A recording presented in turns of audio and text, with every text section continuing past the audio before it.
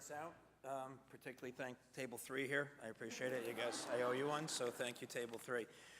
It's my pleasure to change roles a little bit and just say a few words about Cory before he comes up here. So Mayor Cory Booker from Newark, mayor since 2006, I believe. And I can speak for all New Jerseyans. We were delighted that when faced with the choice of pulling what we New Yorkers call a Bloomberg and asking for a third term as mayor, Cory is deciding instead to do something else and run for the U.S. Senate. We'll come back to that in a minute. Graduated from Stanford, graduated from Yale Law School, was a Rhodes Scholar. If you read any of the reports about the guy, those of us who live in and around Newark can tell you they're largely actually true, and I rarely say that about the media. You will find that people view him as extremely effective, very personable, and I think in a very good way, somewhat unorthodox. I don't know too many mayors that would go on a hunger strike for a week or 10 days to raise awareness for, some of the downside of drug dealing. I don't know too many mayors in the United States who would basically live on a food stamp budget to raise awareness for how many people are actually insecure about their ability to put food on the table, for their families every day. He's had people who were affected by Hurricane Sandy, stay in his house. He has shoveled people's driveways. Like, I've done a lot of things to be a good, responsible citizen in the neighborhood, but I haven't shoveled people's driveways since I was a little kid, so congratulations. He even went so far as to run into a burning building and save a woman who I don't think would have made it if Cory hadn't run in there. Now, a lot of people could have done that. A lot of people in his position probably wouldn't have done that, but that should tell you a lot about the guy. So pretty unorthodox, but extremely effective. And I don't know how many of you in the room have been asked to take a position in a president's administration. For those of you who have, it's not often a multiple choice question, right? I mean, you get asked to do something like that, you're supposed to say yes. And he said, I've got a lot of work to do in Newark. I think I can do more good there. I can do more good for the community and for the country there. So he respectfully declined that proposal from President Obama. So I know I speak for a lot of New Jerseyans. We are thrilled that you have decided to put your hat in the ring. We will be rooting for you every step of the way. Ladies and gentlemen, who I think will be the next senator from the great state of New Jersey, Cory Booker. Thank you very much. Thank you. Yeah, thanks. That was great. Thank you. Thank you. Can you guys hear me? Yes, fantastic. So I'm going to try to govern my time because I would love to get questions from you guys if you have them. But let me just start out by saying I'm one of these people that my metaphor for life has transformed over the last 7 years. I've been telling my mom since I was a little kid that I am going to do a experiential longitudinal study of what makes change in this world. I didn't say that as a kid. But I'm going to use my life as a test of sort of some of my greatest ideas. And when I became mayor in the city of Newark, it was horrendous. I walked in and every departmental director came to me with almost, if you wanted to cry, so you had to laugh. I mean, we came into office and I was told that we had a $700 million budget, and the budget was due 3 months ago, and we had a $118 million deficit, but we had no idea how we were going to get the money to fill the budget. We had the corporation counsel come into my office and say, we've got about 4,000 employees. I say about because it took us a month, I'm not joking, to figure out how many employees we actually had, having to do desk audits. And so she said on about 4,000 employees, we have 3,500 outstanding workman compensation claims. We had a police department come in and say, you will never believe this, but we've got the wackiest union contracts. For example, by union agreement, we have detectives in our gang task force working Monday through Friday, 9 to 5. Now, I don't know what city you're from, but the gangs in my city don't work 9 to 5. Maybe the gangs on Wall Street do. I don't know. I don't know. And so this was a colossal problem. You had this disconnection between a city that in every century since 1600s led this country. Think about this. from the agricultural boom. The area of New Jersey I'm in was booming. Industrial revolution. Everybody from, every invention from malleable iron to, I know some of you are very excited when you learn this, but Seth Boyden invented patent leather in New Jersey.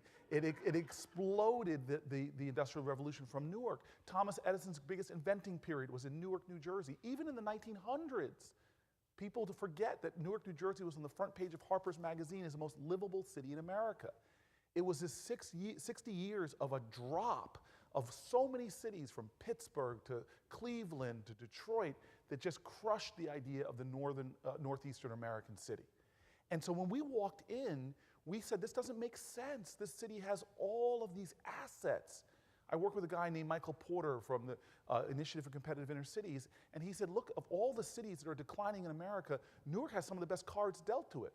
The biggest transportation superstructure on the Northeast, third busiest port in the region, one of the busiest airports in the region, highways, railways, all intersecting there. It's one of the biggest college towns on the East Coast in the top 5.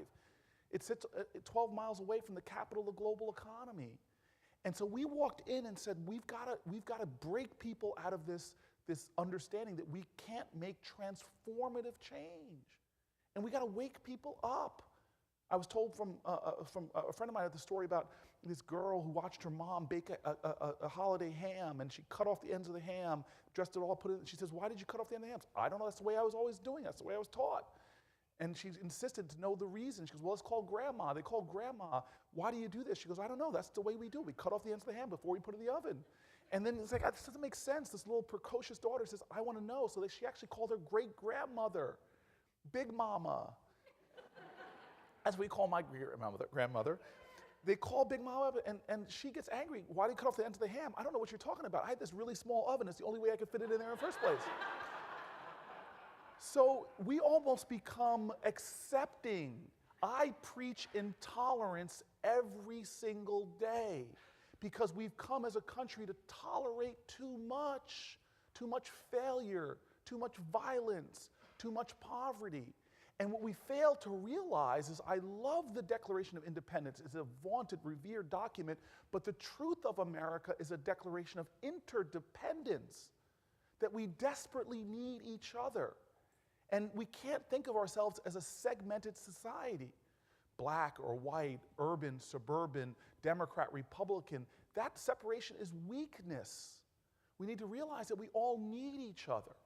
And so I try to get out of the reflexive partisan world of politics and get back to data. And if you start looking at this, understanding this interdependency, when we work together, the data shows that we could create triple bottom lines, quadruple bottom lines for everybody who participates. But if we accept the status quo, it has devastating impacts. I was out in Seattle campaigning for the now governor there, stopped in to give a speech for a great organization called Plymouth Housing, and they just did a data-based study on, I love balance sheet analysis, how expensive it is to have homeless people on the street. And they just looked at medical costs. For the 23 people they took in, the next 23 people they took in, they compared what their medical costs were before to what they were in supportive housing, dealing with their mental health challenges. And they saved for 23 people in 1 year $1 million in emergency room costs. I said that you guys should get a check for the savings that you gave to taxpayers. We found out the same thing. We looked at the recidivism rates. If you are against big government, wasteful big government, you got to look at the prison system in America. Unless you believe that somehow in all of humanity around the globe, Americans have a higher proclivity for criminality, which some people might argue that, then you got to understand something's out of whack that we imprison so many people. Well, we have a broken system. As soon as people come out, they all go back. For kids, it's even worse. When I got elected mayor, I was dying for data. Couldn't find it in New Jersey for juvenile recidivism. I went to Rikers Island. They told me it was 83% of the kids they released come right back. What waste.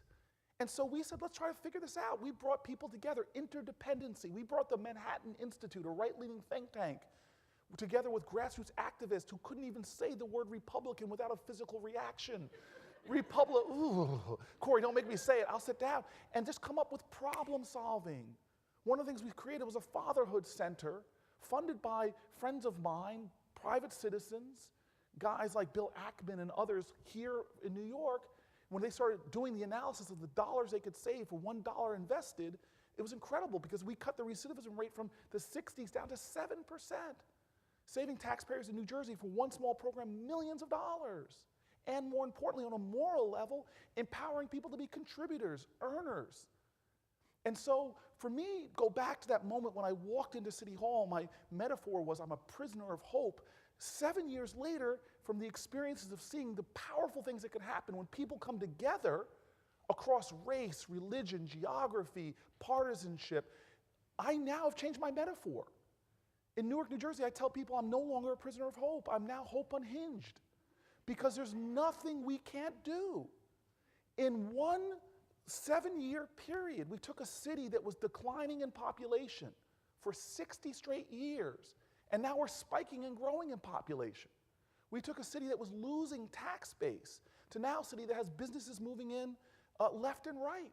Our first new hotels in our downtown in 40 years, our first new office towers in decades, people moving their headquarters there from Audible.com, Panasonic's North American headquarters, and you all should know this. I don't have to tell you, the new wine capital of America is not Napa Valley, it's Newark, New Jersey, because Manischewitz moved their headquarters to Newark. And I've got wine in the box in the lobby here, and matzah by a mile. Anybody want it? We're doing it. And this did not happen because of a big, bald, washed-up athletic mayor. It happened because we brought people together. Because if you bring people together to do the things that other people aren't doing, you will get results that other people aren't getting. And so I'm excited to stand in a room. Some of my partners are here, Hess, Bank of America City. Some of my partners who stood up and said, hey, let's get involved. When we started getting these incredible results, I went down to a southern city that wanted to know how are we getting these drops in crimes and this other progress. And I said, I want everybody in the room to close your eyes. And everybody did. And I said, now I want everybody to point north and open your eyes. And when they did, everybody started giggling. Because for every person, they were pointing in a different direction. And that's one of the problems. One of the first things I did when I got in office was ask a lot of the philanthropists to come together. And one of the first things person reacted is, wow, this is the first time we've all really sat in a room and talked about shared priorities. And so for me, this idea of public-private partnerships isn't just a luxury, it's a necessity. Because we're creating a technological revolution where these lines between sectors are falling anyway. I'm a media syndicator. I could pull out my BlackBerry right now and communicate with more people than read the print version of my Star Ledger. I'm an entrepreneur. I have to think of myself as representing all of society, just as the people in my city need to think of themselves as I'm part of the government. We now have taken government from hierarchical and made it collaborative. I crowdsource thousands of people on Twitter every day who tell me about problems in my city quicker than my departmental directors know about it because they see a water main break. I find out before my water department. They see a traffic light out. I find out about it before my traffic engineer because we're all collaborating. And so for me, the leaps that we have been fueled by people who understand that we have a common purpose. As King said, this month, back in 1963, when he was writing in a jail cell, they were all caught in an inescapable network of mutuality, tied in a common garment of destiny, that injustice anywhere is a threat to justice everywhere. And so, for my public-private partnerships, they've been phenomenal. I stand as a leader of a city, and we could go from Albany to Buffalo, White Plains, Newark, Passaic. You pick the regional cities here where one or two businesses can make a huge difference and in untraditional ways. When I came in, I didn't necessarily need money from corporations and businesses. I needed expertise. We leaned on the Boston Consulting Group to help us analyze our economy and found out an obvious play for me to build my economy when they said, let's analyze the spending patterns of your citizens. And we found out between $500 million and $1 billion of discretionary spendings, my residents were leaving the city to buy jeans, leaving the city to go shop for food. We started finding easy plays to make. When we started analyzing occupancy rates for hotels, it made a business case that we now could use to bring to businesses, entrepreneurs, creating loan funds and partnerships with private business so that we could generate a small business boom in our city like we're experiencing right now. We leaned on corporations like Prudential and said, hey, we have a messed up internal controls and an HR department. lend me an executive. They lent me somebody that actually was in City Hall to help us clean up our systems and drive for changes and efficiencies. The more we leaned on the expertise of the private sector, the more it fast-tracked change. Newark before, when I couldn't even count the number of employees I have, now I've got such transparency into my workforce that suddenly people are being measured for progress. We started seeing leaps in efficiency. We have inspectors that are doing 100% almost more inspections per inspector than they were before, just because we got help figuring out systems to do it. Talk about a business finding what I call the Archimedes point. Archimedes said, give me the right lever, I can change the world. This kind of public-private partnership is incredible. We also found businesses that were willing to help us with creative investing in areas that businesses didn't normally invest. But hey, we're going to stand up and help you out. We're going to buy your revenue area bonds and tax credits and other vehicles that help you fuel investment in your city. We're going to go partner with you in creating loan funds to get access to capital for entrepreneurs that have ideas that can help capture some of that leakage that we talked about before. Creative ways of businesses who know more about investing than I do, know more about loaning money than I do, standing side by side with government saying, we're going to help you in this developing, this emerging, domestic emerging market. And then we started saying, well, what are some of the other priorities? Some of the companies I've already mentioned said, you know what? We know that the most valuable natural resource in America by far, in a global knowledge-based economy, is the minds of our children. And that genius is equally distributed in America. There's as many geniuses being born in Beverly Hills per 1,000 people born as in Newark, New Jersey. The difference is when they land on this planet, what experience do they have? And I can't stand being bereft of the genius that's being cast away in wasteful ways, because we're losing the next Steve Jobs in Newark. We're losing the next person who finds a cure to cancer. We're losing the next great artist. And so standing with people from the public and from the private industry who have expertise, have experience, have knowledge that can help us to cultivate those resources was incredible to me. Just the idea of helping kids understand that college is a possibility. The data is amazing. I'm driven by data. Heck, kids that have college savings accounts, even if it's not that much, gets them thinking and focused on college and have them going to college at rates of kids that have no college savings accounts. And so we're talking about public-private partnerships. Heck, put $500 there. If that gets that kid imagining what their possibilities could be for their lives, it changes their outcomes. I stand here right now because my dad, who was born in the deep South to a single mother and born poor, he would correct me at this point if he was in the room. Don't you dare tell those people I was poor, because I was just po, P-O. I couldn't afford the other two letters. That's how po I was. People in that town took dollar bills out of their pocket to give my dad money so he could afford his first semester's tuition at North Carolina Central University. He had no tradition of college attendance in my family, but a few people that said, we're going to help you change his life trajectory. I'm here now. Talk about the ROI on that little bit of money. Talk about an Archimedes point. We got folks in this room helping us with just the financial aid process. We have people like Mark Zuckerberg standing up and saying, this is America's biggest challenge, because I hate to tell you all something, we're heading towards a cliff, and it ain't a fiscal cliff. It's far more grand than that. Right now, the majority of our kids, something happened in the last 5 years, majority of the babies being born in America are minorities. Now, I love diversity. I celebrate that fact. The problem is, as McKinsey says, is since Brown versus Board of Education, we haven't closed the achievement gap between blacks and whites in this country. Now, the problem with that is, that's wrong in its case, and McKinsey pegs that. If you just close that gap, what it would mean to GDP? McKinsey says it's up to $2.3 trillion impact of lost earnings, lost GDP, lost contributions. Now, but the problem is, when you take these kids and project now to the workforce, your now workforce is majority minority of undereducated human beings. McKinsey says it's the imposition of a permanent recession in America. Because think about this. I know it, I see it every day. Undereducated folks are expensive. They have higher healthcare costs. They are on public assistance more. They have higher imprisonment. You want to solve problems in America, grow GDP, create artistry and invention and industry? Educate people. And so the innovations that we're finding now in Newark are incredible and are coming about because we brought everybody together. Life is not about blame. Life is about responsibility. And so getting people to lean in and row helps us incredibly. And so we see things now in Newark, points of innovation that show on, you name the issue, that it's not a matter of can we solve this problem, it's a matter of do we have the collective will.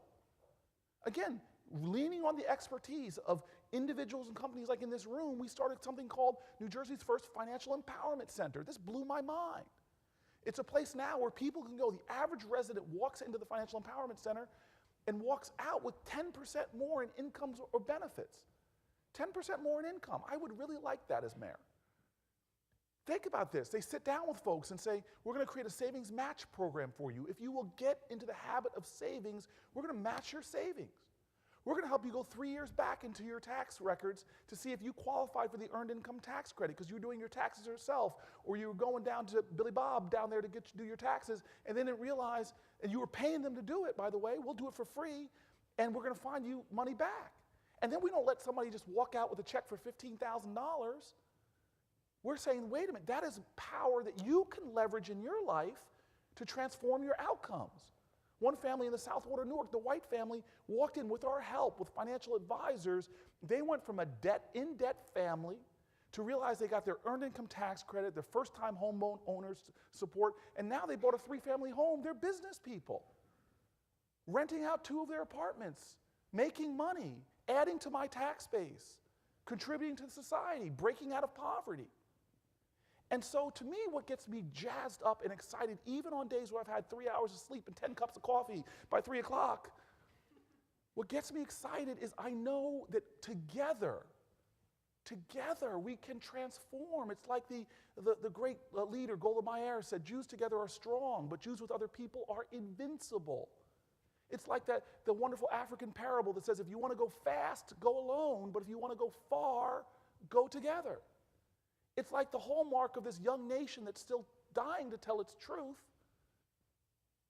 3 words is their hallmark from a dead language, e pluribus unum. And so we have a decision to make. We really have a tough decision to make. Are we going to let the forces of, I call it sedentary agitation, when we just sit back, doing the same thing, making that holiday ham in the same way, getting upset about what we're seeing, or are we going to get up and realize, as Alice Walker said, the most common way people give up their power is not realizing they have it in the first place. In Newark, we've unleashed some power that's changed decade-long trends. And we didn't do it with government. Dear God, we didn't do it with government. Heck, my government we cut 25% of our size in employees. Cut 58% size of my housing authority. And by the way, did it by creating more efficiencies. No, we did it by realizing that we need to join with the other sectors of our community and make transformative change and unleash hope. Have us all be hope unhinged. So that's where I want to stop. I'm going to take 5 minutes if anybody has a question, and I will put a premium on questions about my past football career. Because the older I get, the better I was. And I want to tell you how I single-handedly beat Notre Dame when I played for Stanford. Any Irish fans, you cannot ask questions. But is there any questions at all before I make my way? I'm so excited about some of the partners in this room, so excited about ways that we can work together, and so hopeful for cities in America that are still struggling, but many of them are struggling needlessly so. That the right corporate partner, the right philanthropist team, that can do transformative changes and change 60-year trends in their city as well. Any questions at all? Yes.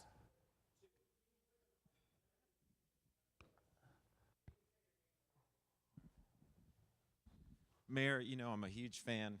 Normally it's disrespectful to tweet when somebody's speaking, but in your case, I figure you... That's the best compliment you can give me. I had to do it, right? Only thing, how could you say Newark's cherry blossoms are better in D.C.?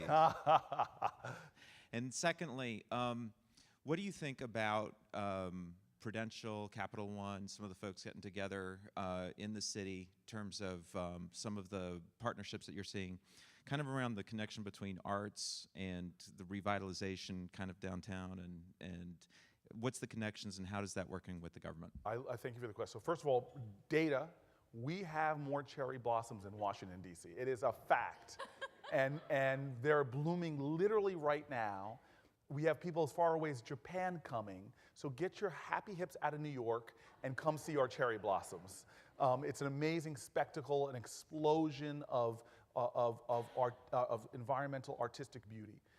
The second point is really important to me because the investments of the companies you just talked about have enabled us to do extraordinary things to leverage one of those other things that Michael Porter told us back in the late 90s were some of our play, which is that arts drives investment.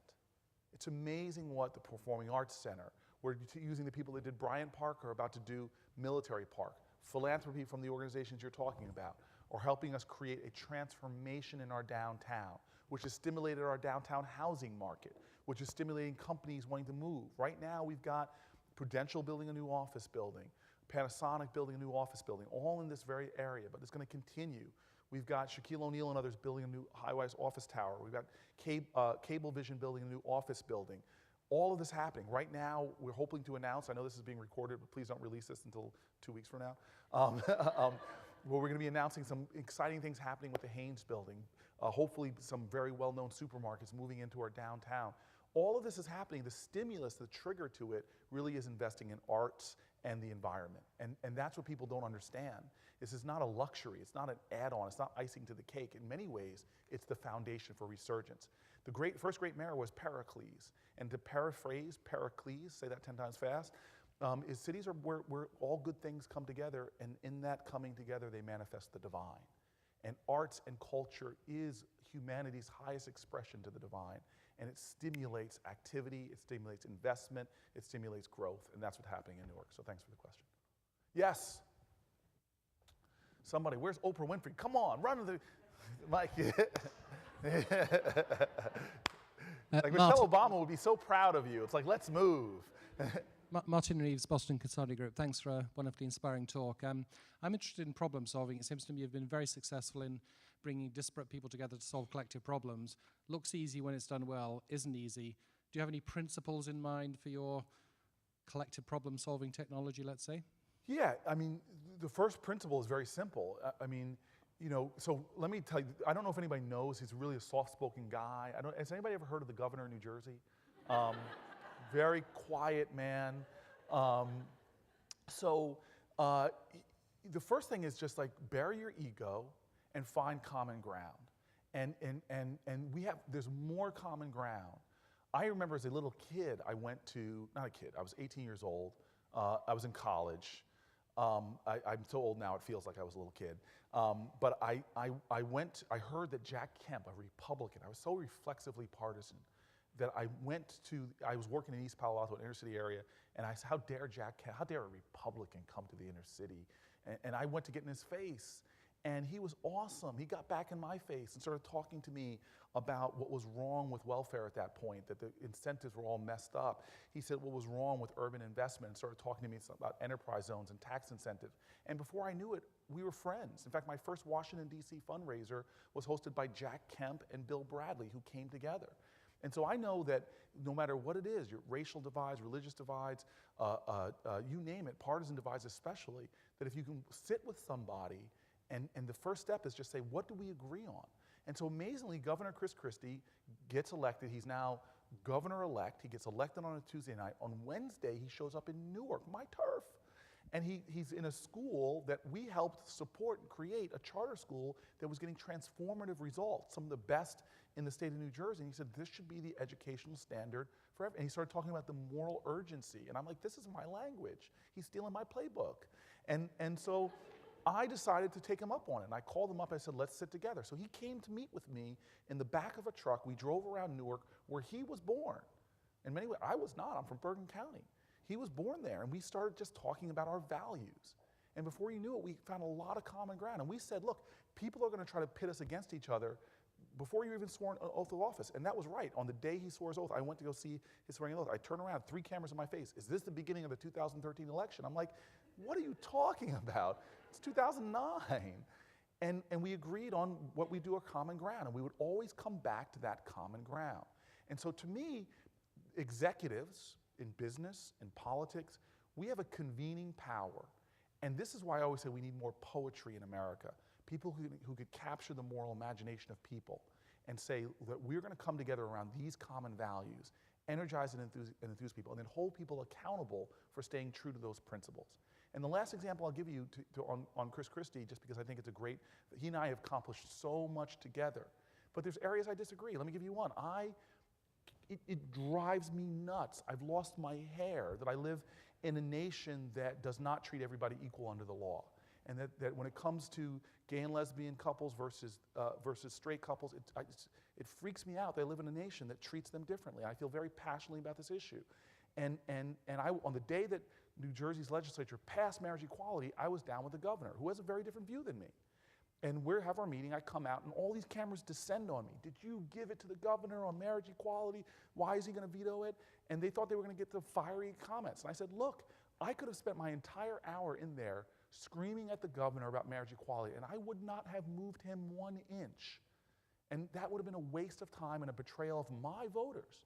I spent my hour in there talking to him about a massive development project that's going to create 1,000 jobs in my city and how we can partner on it. If you spend all your time delineating where you disagree with people, that's all you're going to have is disagreements. If you do the hard work of finding common ground, you can make a lot of progress. And that's really what I think Washington's problem is right now, is that they're in a zero-sum game world. If you win, I lose. If I win, you lose. That's not the way society works. You know this from your company. It's about creating win-wins. That if you actually win, if your kids get an education, my kids benefit because they might be employees for the companies that they start. And that's really what we got to get back to, that understanding. All right. Ladies and gentlemen, Mayor Cory Booker. Thank you, everybody. Thank you. Thank you very much. If we could just get a quick picture with you.